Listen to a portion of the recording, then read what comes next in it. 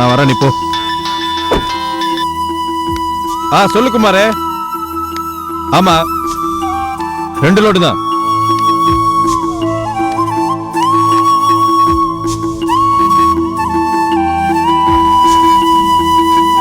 அத்தை, அத்தை. ஆமா தேன்மொழி, மாமா ஹாஸ்பிட்டல் போயிட்டு வந்துட்டியா? டாக்டர் என்னமா சொன்னாரு? ஒன்றும் பிரச்சனை இல்லைன்னு சொன்னாங்க மாமா. ஹெல்த் தான் கொஞ்சம் வீக்கா இருக்குன்னு அயன் டேப்லெட்ஸ் எழுதி கொடுத்துருக்காங்க மாமா. எழுதி கொடுத்த மாத்திரையெல்லாம் வாங்கிட்டீல்ல? அதெல்லாம் அவங்க மெடிக்கல் ஷாப்லயே வாங்கியாச்சு. இந்த பாருமா, ஹெல்த்தை இம்ப்ரூவ் பண்றதுக்கு டேப்லெட் சாப்பிட்டா மட்டும் பத்தாது, பழங்கள் நிறைய சாப்பிடணும். கூடவே பேரிச்சம்பழத்தை பால்ல ஊற வச்சு சாப்பிட்டா உனக்கும் நல்லது, உன் வயிற்றுல வளர்ற குழந்தைக்கும் நல்லதுமா. அது மட்டும் இல்லம்மா, சாப்பிடுற சாப்பாடையும் நல்ல பொறுமையா உட்காந்து திருப்தியா சாப்பிடணும். எங்க இந்த காலத்து பொண்ணுங்க சாப்பிடுறதுனா தான் சங்கடப்படுறீங்களே, அப்படியே சாப்பிட்டாலும் அரக்க பறக்க 2 வாயை அள்ளி போட்டு ஓடுறீங்க. வேலைக்கு போற பொண்ணுங்க தான் அப்படி செய்யறாங்கன்னா, வீட்டில் இருக்க பொண்ணுங்களும் அப்படிதான் இருக்கீங்க. குறைச்சலா சாப்பிட்றதுதான் நாகரீகம்னு ஆயிடுச்சு. சரிம்மா, நீ போய் ரெஸ்ட் எடுத்துக்க. ஏமா, தினமும் சாயந்தரம் வாக்கிங் போறல்ல? ஆமா மாமா, போயிட்டு தான் இருக்கேன் மாமா. அப்புறம் என்னம்மா, உனக்கு எந்த குறையும் இல்லாம சுகப்பிரசவமே நடக்கும். ஆமா, எங்க இந்த பைய கதிரு உன் கூட வரலையா? வெளிய போன் பேசிட்டு இருக்காரு மாமா. ஆமா, போன காதுல வச்சா 1 மணி நேரம் ஆனாலும் எடுக்க மாட்டானே. சரிம்மா, நீ உள்ள போ.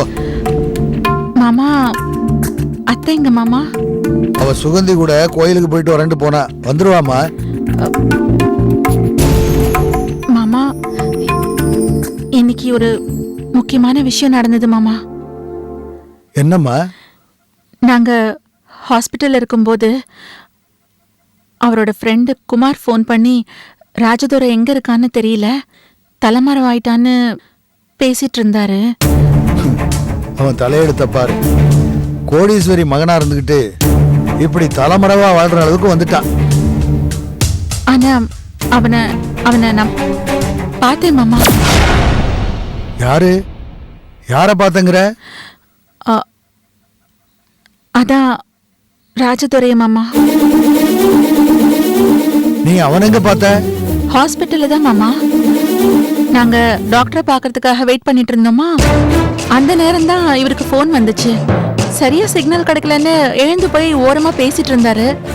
அங்க திடீர்னு பார்த்தா உள்ளேந்து ராஜதுரை வெளியே வந்தான். தலையில நல்ல அடி போல இருக்கு, கட்டு போட்டுட்டு வந்தான். உள்ள இருந்தப்பவே இவரோட வாய்ஸ கேட்டான் போல இருக்கு. அதான் பயந்துட்டு ஓர கண்ணாலே பார்த்துட்டு வேகமா ஓடி போயிட்டான். கதிர் அவனை பார்க்கலையா?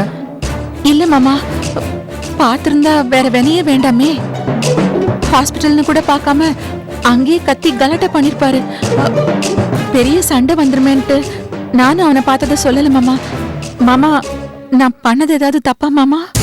தப்பு இல்லம்மா, நீ கதிர்கிட்ட சொல்லாம இருந்ததுதான் கரெக்ட். ஏற்கனவே அவன் அடிபட்டு வந்திருக்கான்னு சொல்ற, அந்த நிலைமையில இவன் வேற அவனை பார்த்து சண்டை போட்டிருந்தான்னா கதையே மாறி இருக்கும். மாமா, அவனோட கட்டை பார்த்தா யாரோ நல்லா அடிச்சிருப்பாங்க போல இருக்க. பின்ன எத்தனை பேரை ஏமாத்திருக்கான். எல்லாரும் நம்ம மாதிரி பொறுமையா கோர்ட்டு கேஸ்னா போவாங்க. எவனோ ஒருத்தன் டென்ஷன் ஆகி 4 காட்டு காட்டியிருப்பான். அவன் அம்மாவுக்காவது புத்தி இருக்கணும். பணம் கட்டினவங்கள முக்கியமானவங்களுக்காவது ஏதோ பாதிக்கு பாதியாவது பணத்தை கொடுத்து செட்டில் பண்ணியிருக்கணும். அதை விட்டுட்டு எல்லாரும் ஏமாத்தினவனை ஓடி ஒளிய விட்டுட்டு வேடிக்கை பார்த்துட்டு இருக்கா. வட்டிக்கு கொடுத்து சம்பாதிக்கிறவள அவளோட புத்தி அப்படித்தானே இருக்கும். வசூல் பண்ணியே பழக்கப்பட்டவளுக்கு கொடுக்கறதுன்னா கை கூசத்தான் செய்யும். சரி விடுமா, இதை பத்தி அவங்ககிட்ட எதுவும் சொல்லாத. அப்புறம் உங்ககிட்ட எகிரிக்கிட்டு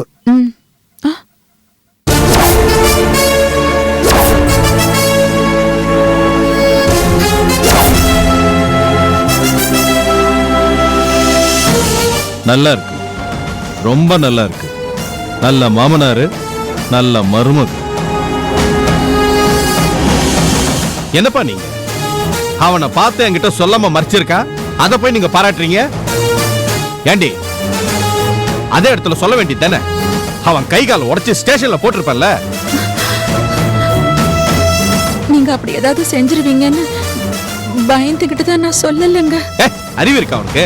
எவ்வளவு பெரிய அமௌண்ட்டை ஏமாத்திட்டு போயிருக்கான், அவனை பார்த்து சொல்லாம விட்டுருக்க. இவ செஞ்சதுல என்ன தப்பு? நீ அவனை ஹாஸ்பிட்டல்ல பார்த்திருந்து அவன் மேல கை வச்சிருந்தா என்ன ஆயிருக்கும்? ஏற்கனவே அவன் மண்டை உடைஞ்சு கட்டு போட்டு வந்திருக்கான்னு சொல்றான். நீ வேற அவன் மேல கை வச்சிருந்தீன்னா மொத்த கேஸும் உன் மேல வந்திருக்கும். அட்டெம்ப்ட் மர்டர்னு கம்ப்ளைண்ட் கொடுத்துட்டாங்கன்னா உனக்கு அவ்வளவு சீக்கிரம் ஜாமீன் கூட கிடைக்காது. ஊன்னா சட்டத்தை எடுத்து சொல்ல ஆரம்பிச்சிருவீங்க. போலீஸ்காரராச்சே. ஏப்பா தப்பு பண்ணது அவன், பாதிக்கப்பட்டது நானு. என் மேல இப்படி கேஸ் போடுவாங்க? ஏங்க மாமா சொல்றது கொஞ்சம் பொறுமையா கேளுங்க. நீ பேசுறது ஆத்திரம் வருது. இந்த ஆத்திரமும் அவசரமும் தாண்டா அவனோட மைனஸ். அவனை பார்த்ததும் ஆத்திரப்பட்டு நீ அவனை ஏதாவது பண்ண போய் மறுபடியும் கோர்ட்டு கேஸ்னு அலையணுமா? ஏற்கனவே இந்த வீட்டுல சந்தோஷம் கொடி கட்டி பறக்குது, இதுல அது ஒண்ணுதான் பாக்கி. அதுக்காக அவனை போய் அவன் இந்த ஊர்ல தான் இருக்கான்னு தெரிஞ்சு போச்சுல. முதல்ல போலீஸுக்கு போன் போட்டு தகவலை சொல்லு.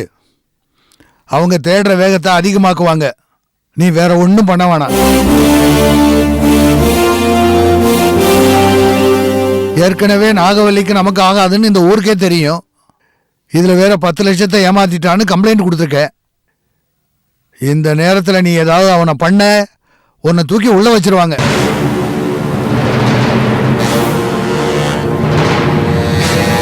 அவன் மேல நீ கொடுத்துருக்கிறது சிவில் கேஸ் தான். அதுவே நீ அவன் மேல கை வச்சிருந்து வச்சுக்க, கிரிமினல் கேஸ் ஆயிருக்கும். அப்படியே அவனை கொண்டு போட்டு ஜெயிலுக்கு போயிருந்தாலும் தப்பு இல்ல. நான் இவ்வளவு தூரம் சொல்லிட்டு இருக்கேன், மறுபடியும் நீ அதையே சொல்லிட்டு இருக்க. வாய் வயிறுமா இருக்க இந்த புள்ள முன்னாடி நீங்க 2 பேரும் அடிச்சு புடிச்சு கட்டி புரண்டீங்கன்னா இந்த புள்ள மனசு என்ன பாடுபடும்?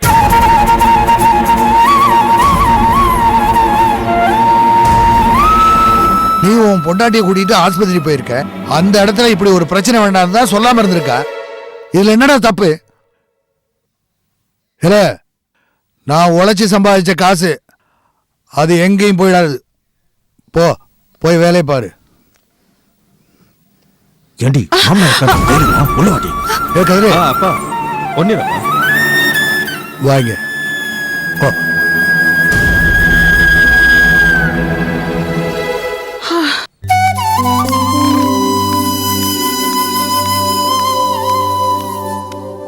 நாளைக்கு ஒரு 10 கேன் எக்ஸ்ட்ரா வேணும்ண்ணே. போடுறேன். கேன் வேலையெல்லாம் ஏறிக்கிட்டே போது, நீங்க பழைய வேலையை கொடுத்துருக்கலாம். பாத்துக்கலாண்ணே, 4ல இருந்து அதிகமா கொடுக்குறேன். இந்தாங்க. அக்கா அக்கா அக்கா எப்படிக்கா இருக்கீங்க? நான் நல்லா இருக்கேன். நீ எப்படி இருக்க? நான் நல்லா இருக்கேன்க்கா. உங்க பாஸ் எப்படி இருக்காரு? அவரும் நல்லா இருக்காருக்கா. ஊருக்கு போயிருக்காரு, கொஞ்ச நாள்ல திரும்பி வந்துருவாரு. என் மேல உங்களுக்கு என்னக்கா கோவம்? உன் மேல எனக்கு என்ன கோவம்? பின்ன கடைக்கு போவான்னு சொல்லிங்க, ஓடி போய் வாங்கிட்டு வந்து கொடுப்பேன். கடைசியில போகும்போது ஒரு வார்த்தை கூட சொல்லாம போயிட்டீங்களாக்கா? இல்ல, டைம் ஆச்சு, லைனுக்கு போனோம்னு சொல்லிட்டு அதுக்கப்புறம் அர்க்காணி வந்தப்புறம் தான் எனக்கே விஷயம் தெரியும். அதனால தான் சொல்ல முடியல. ஆனாலும் எங்க போறேன்? பக்கத்துல 2 தெரு தானே தள்ளி வந்திருக்கேன். 2 தெரு தள்ளியா? எந்த தெருக்கா? பிள்ளையார் கோயில் தெரு, நம்பர் 19. ஓஹோ, சரிக்கா. அக்கா, எங்க பாஸ் கிட்ட போன் பண்ணி சொல்லிட்டீங்களாக்கா? சரிக்கா, நான் பேசிக்கிறேங்க, நீங்க பார்த்து போங்க.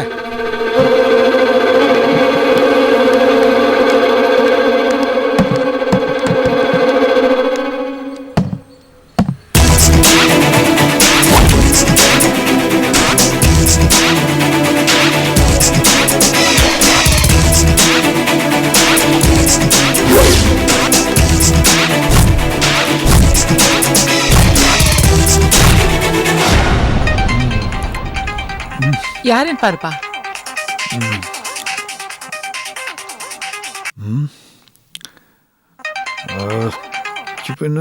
ஹலோ சார், நான் சுருளி மோகன் பேசுறேன் சார். சொல்லு சார், சத்யாக்கா இருக்கிற அட்ரஸை கண்டுபிடிச்சேன் சார். Fine super. நீ எஸ்எம்எஸ் பண்ணிடு. ஐயோ, எஸ்எம்எஸ் எல்லாம் பண்ற அளவுக்கு நாம பெரிய ஆள் இல்ல சார். அப்படியே சொல்றேன், எழுதிக்குங்க. சரி, சொல்லு. நம்பர் 19, பிள்ளையார் கோயில் தெரு, விநாயகபுரம். Okay fine. சொல்லி இந்த அட்ரஸ் எங்க வருது சார்? நீங்க நம்ம குடோனுக்கு வந்தீங்கல்ல, ஆமா. அங்கிருந்து 2 தெரு தள்ளி தான் சார். நீங்க முதல்ல குடோனுக்கு வாங்க, நான் காட்டுறேன். சரி சரி, நான் உடனே புறப்படுறேன். சரிங்க சார், வச்சிடறேன்.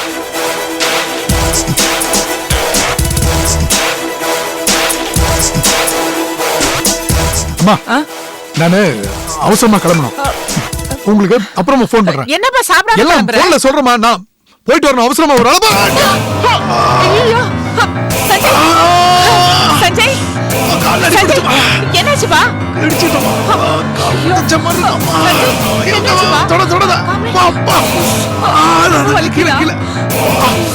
ஆமா, ஜாயின்ல வலிக்குது. ரொம்ப வலிக்குதா? என்னாச்சுப்பா? வலிக்குது வலிக்குது வலிக்குது. ஐயோ.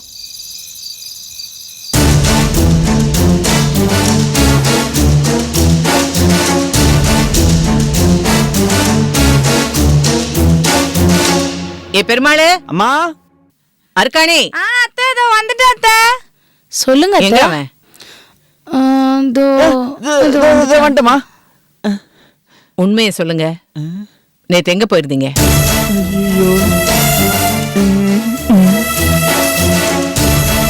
சொல்லுங்க, எங்க போயிருந்தீங்க? ஆதாமா நேத்தே சொன்னேனே, சைக்கிள் கடையில எல்லா சைக்கிள் ரிப்பேர் ஆயிடுச்சா, அதான் ஏன் சைக்கிள் ரிப்பேர் ஆயிடுச்சா, அதான் சைக்கிள் கடையில விட்டு வந்தேன். வாய மூடு. ஐயோ, அர்க்காணி, இது என்ன புது பழக்கம்?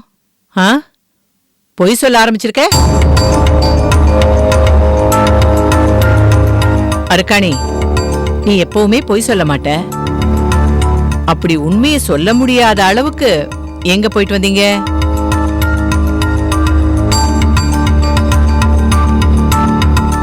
அப்படிலாம் எங்கேயும் போகல அத்தை, மார்க்கெட்டுக்கு தான். அரஞ்சனா பல்லுகளெல்லாம் உடைச்சிருவேன். உண்மையை சொல்லுங்க, இல்லன்னா 2 பேரும் வீட்டை விட்டு வெளியே போங்க. ஐயோ அம்மா, நான் உண்மையை சொல்லிடுறேம்மா. அது வந்து சக்தியக்காக தான் பார்க்க போயிருந்தோம்.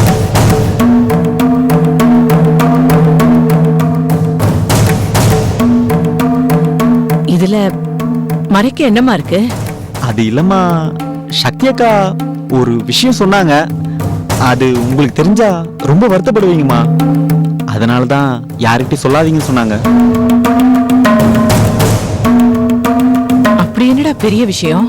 அது வந்துமா, ஏய் சும்மா இரு, சொல்லுடா. அது வந்துமா, ஜெயவேல் அண்ணனையும் அனிதானியும் அண்ணாச்சி நம்ம வீட்டுக்கு வர சம்மதிச்சிட்டார்ல, அந்த விஷயத்த சொல்லலான்னு தான் நானும் அருக்கணி போயிருந்தோம். ஆனா சக்தி அக்கா ஜெயவேல் அண்ணன்ட்ட ஏற்கனவே இந்த விஷயத்த பத்தி பேசியிருக்காங்க. அதுக்கு ஜெயவேல் அண்ணன் ஜெயவேல் அண்ணன் இந்த ஊருக்கு வந்து தனி வீடு எடுத்து தங்கினாலும் தங்குவேன், ஆனா இந்த வீட்டுல ஜென்மத்துக்கு வந்து தங்க மாட்டேன்னு சொல்லியிருக்காருமா. அது மட்டும் இல்லம்மா, நான் செத்தாலும் என் பொண்ணு கூட இந்த வீட்டுக்கு போக கூடாதுன்னு சொல்லிட்டாராமா.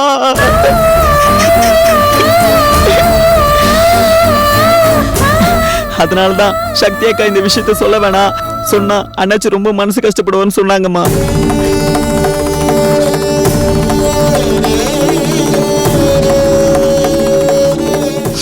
அன்னைக்கு நாங்க அங்க போயிட்டு வந்தது தெரிஞ்சா சக்தி அக்கா என்ன சொன்னாங்க நீங்க கேப்பீங்க அத்தை.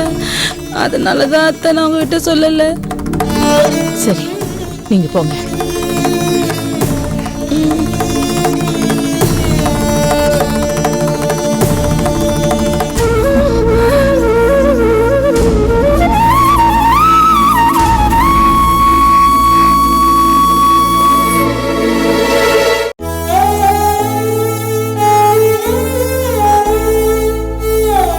என்னங்க, ஏன் ஒரு மாதிரி இருக்கீங்க?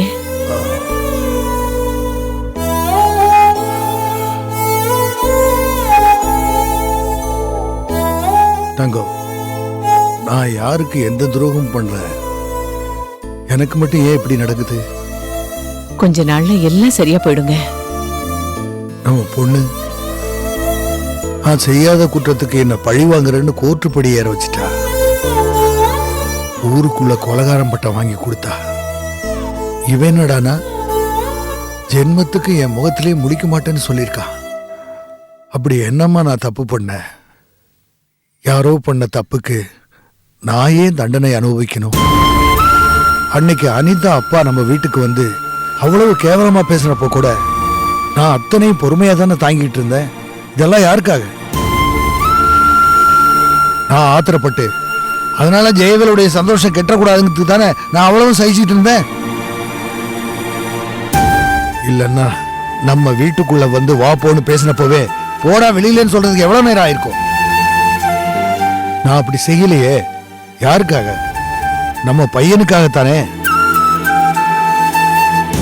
அதே மாதிரி இவன் கல்யாணம் பண்ணிட்டு வந்தானே, நம்ம கிட்ட ஏதாவது கேட்டானா? இல்லையே. மனசுல என்ன தோணுச்சோ அதை மட்டும் பேசிட்டு அப்படியே போயிட்டான். நானா போ சொன்னேன். இப்ப என்னடான்னா இப்படி பேசுறான். இதுக்கெல்லாம் நான் என்ன பண்ண முடியும்? எல்லாம் சரியா போயிடுங்க. நீ தான் சொல்லிட்டு இருக்க. எங்க சரியாகுது? மறுபடியும் மறுபடியும் தப்பா தான் போயிட்டு இருக்கு. பாரு, அந்த ஜெயவேலு பையன் ஊருக்கு வரமாட்டேன்னு சொல்லியிருந்தாலும் பரவாயில்ல, ஊருக்கு வந்து தனி வீடு எடுத்து தங்குவானா, ஆனா நம்ம வீட்டுக்கு வரமாட்டானா. நம்மளை கேவலப்படுத்துறான்னு தானே அர்த்தம். கவலைப்படாதீங்க, அந்த அளவுக்கு போறதுக்கு சக்தி விட மாட்டா.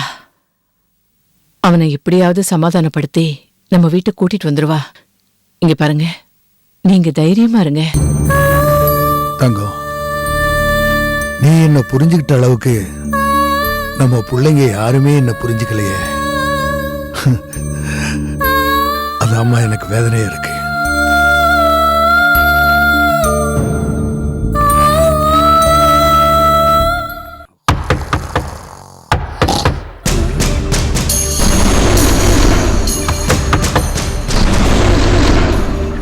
யார் இந்த நேரத்துல எவனாவது தண்ணியை போட்டு தண்ணி கேனு கேட்க வந்திருக்கானா? நாவோ ராத்திரில இம்சை பண்றானுங்க. அண்ணே, என்னன்னு இந்த நேரத்துல? வாங்க உள்ள வாங்க. அதெல்லாம் ஒண்ணு வாங்க உள்ள வாங்க. முதல்ல என்ன தலையில அடிபட்டுக்குது? வாங்க வாங்க உட்காருங்க. முதல்ல வாங்க வாங்க உட்காருங்க. உட்காருங்கண்ணா உட்காருங்க. என்னண்ணே தலை மூஞ்சி கை கால் அடிபட்டு இருக்கு? என்னாச்சுண்ணே? அதெல்லாம் ஒண்ணு சொல்லி கொஞ்சம் பொறுமையா இரு. ரத்தம் வர மாதிரி அடிபட்டு இருக்கு. அப்புறம் சொல்றேன். இந்த பார், கொஞ்ச நாளைக்கு நான் இங்க தான் தங்க போறேன். வெளியில என்னால தலை காட்ட முடியாது. போலீஸ் வேற என்ன தேடிட்டு இருக்கு. என்னென்ன சொல்றீங்க? இது பார், முக்கியமா நான் இங்க தங்கறது என் தம்பி கூட தெரியக்கூடாது. சரி. வேற யாருக்கும் தெரியக்கூடாது. சரிண்ணே. ப்ளீஸ். சரி, யாருக்கிட்டும் சொல்ல மாட்டேன். சரி சரி, நீங்க படுங்க படுங்க படுங்க. இல்ல சொல்லி நான் இல்ல, நீங்க படுங்க. முதல்ல படுத்துக்கிறேன். தண்ணி குடிக்கிறீங்களா? இல்ல, எனக்கு ஒரு ஹெல்ப் பண்றியா? சொல்லுங்கண்ணே. பசிக்குது, கொஞ்சம் டிஃபன் வாங்கிட்டு வரியா? டிஃபன் தானே, அதை வாங்கிட்டு வரேண்ணே. இருங்க.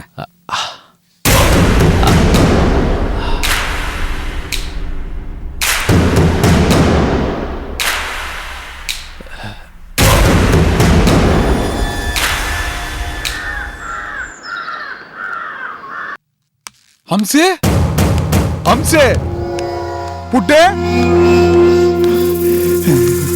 வா வா வா வா வா வா. என்ன மாம்சு, என்ன ரொம்ப சந்தோஷமா இருக்கீங்க? ஆமாடி, நான் ரொம்ப சந்தோஷமா இருக்கேன். குரு உச்சத்துக்கு போயிட்டான். அது யாரு அவன்? புதுசா ஒருத்தனை சொல்றீங்க? ஏய், ஏன் ராசி பலனை சொன்னேன்டி. ஓஹோ, ஏதாவது ஜோசியக்காரனை பாத்தீங்களா?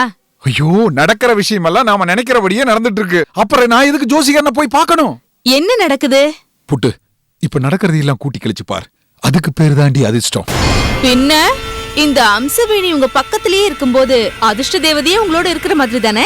பாத்தையா, சைக்கிள் கேப்ல ஒரு பிட்ட போட்டுட்டு பாத்தியா? ஏன், நான் அதிர்ஷ்டக்காரி இல்லையா? நீ அதிர்ஷ்டக்காரிங்கிறதுனால தானே இந்த மாமனையும் உனக்கு வந்து வாச்சிருக்கேன். அதை விடு, இப்ப என்ன நடந்துச்சுன்னா, என் அத்தை உள்ள தள்ளிட்டு அடுத்து என் மாமனுக்கு தனியா ஒரு ஸ்கெட்ச் போடன்ட்டு இருந்தேன்ல. ஆமா. இப்ப அதுக்கு அவசியமே இல்ல. என் மாமனே வழிய வந்து மாட்டிக்கிட்டான். அப்படியா? ஆமா, என் அத்தை அனிதாவை கொள்ற விஷயமா பேசிட்டு இருக்கப்ப மாமன் அந்த விஷயத்துல வந்து கலந்துகிட்டான். அப்ப என் மாமன் பேசிக்கிட்டு இருந்தத இந்த செல்லுல நான் ரெக்கார்ட் பண்ணி வச்சிருக்கேன். ஐயோ, சூப்பர் மாமா. அந்த அனிதாவை தேடி கண்டுபிடிச்சிருங்க. ஆமா, நீங்க தான் இன்னும் அந்த சக்தியை போய் பார்க்கவே இல்லையே. நீங்க எப்ப போய் பார்த்து பேசி பழகி அவகிட்ட அட்ரஸ் வாங்கி? இரு புட்டு, நான் ஸ்டாப்பா பேசிட்டே போகாத. அதுக்கு அவசியமே இல்ல. அனிதாவும் ஜெயவேலும் நம்ம தேடாமையே இங்க வர போறாங்க. ஹை, நிஜமாவா சொல்றீங்க? ஆமாமா, நீ அவசரப்படுறத பார்த்தா நீயே பஸ் ஸ்டாண்டுக்கு போய் அவங்கள பிக்கப் பண்ணிட்டு வந்துரு போல இருக்கு. ஏன் வராங்க? அவங்க ரெண்டு பேர் வீட்லயும் சமாதானம் ஆயிட்டாங்களா? சமாதானம் எல்லாம் ஆகல புட்டு. இந்த வீட்டு வேலைக்காரி சக்தி இருக்கால்ல, சமூக சேவகை, அவதான் பசங்களோட படிப்பு பாதியிலேயே நின்றக்கூடாதுன்னு அவங்களை இங்க வர வச்சு மறுபடியும் படிக்க வைக்க போறாளாம்.